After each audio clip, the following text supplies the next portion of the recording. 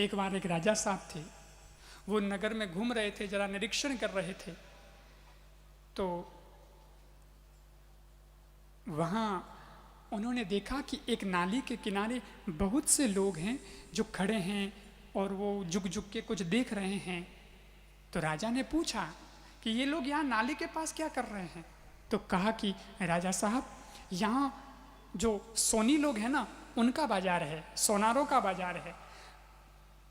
उसमें ये लोग यहाँ पर आते हैं, वो इसलिए आते हैं कि सोनार जो है वो सोने को धोता है, उसको साफ करता है, तो कभी कभी कुछ छोटे छोटे कण जो होते हैं वो बह जाते हैं, वो नाली में आ जाते हैं। तो ये लोगों को लगता है कि हमें इस नाली में से कुछ कुछ तो मिलेगा, तो वो इसी लोभ से यहाँ पर एक आकर के सोने के ये कण इकट्ठे कर रहे हैं। अच्छा, तो राजा साहब ने कहा कि उनको बुलाओ। बुलाया, बातचीत की, भाई तुम लोग ये सोने के कण इकट्ठे कर रहे हो, कितना सोना इकट्ठा कर लिया है? अजी बोले, कहाँ, हमको इतना कहाँ मिलता है, उनका जो पीछे भूल से कोई निकल जाता है, उनको ध्यान में नहीं रहता है, वो जो छूट जाता है वो थोड़ा बहुत हमें मिलता है, कुछ ज़्यादा नहीं है हमारे पास, हम तो बस थोड़ा बहुत काम चलाओ। राजा ने कहा, तो ऐसे क्यों परेशान होते हो, ये नाली में पड़े रहते हो, घंटों घंटों ढूंढते रहते हो, सोना कौन सा है, सोना कौन सा है? ऐसा करो, मैं तुम्हारी मदद कर देता हूँ ताकि तुम्हारी गरीबी दूर हो जाए। तो भाई इनको ऐसा करो, एक तो हार करवा दो, एक एक सबकी अंगूठी करवा दो, थोड़ा बहुत कुछ सोना इनको दे दो, ताकि इनकी ज़िंदगी भर का मामला ठीक रहे और इनका गुजारा चल जाए। तो राजा साहब ने वो सब करवा दिया और अंगूठी, सोने के हार, चैन वगैरह सबको दे दिया और फिर राजा साहब चले गए। 15-20 दिन बाद राजा साहब फिर से इंस्पेक्शन के निकले, को जांच कर रहे हैं भी क्या है कैसे। वो जब निकले तो फिर उसी एरिया में, उसी नाली पर वो 15-20 लोग थे जो सोना इकट्ठा कर रहे हैं। तो राजा साहब को आश्चर्य हुआ, कमाल है, 15 दिन पहले भी ऐसे ही हो रहा था और अभी भी ऐसे ही हो रहा है, और मैंने तो इनके लिए बहुत व्यवस्था भी की थी, सोने की व्यवस्था कर दी, फिर भी।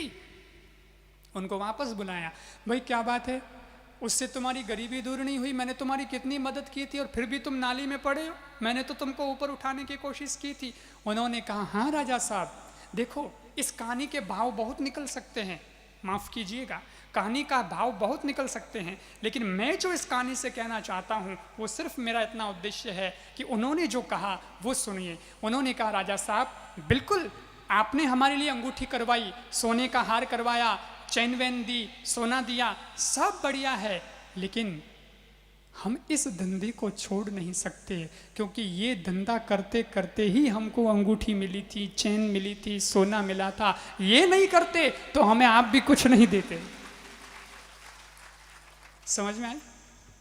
इसलिए ये तो हमारा मूल है, ये तो हमारी जड़ है, यहीं से हम पनपे हैं।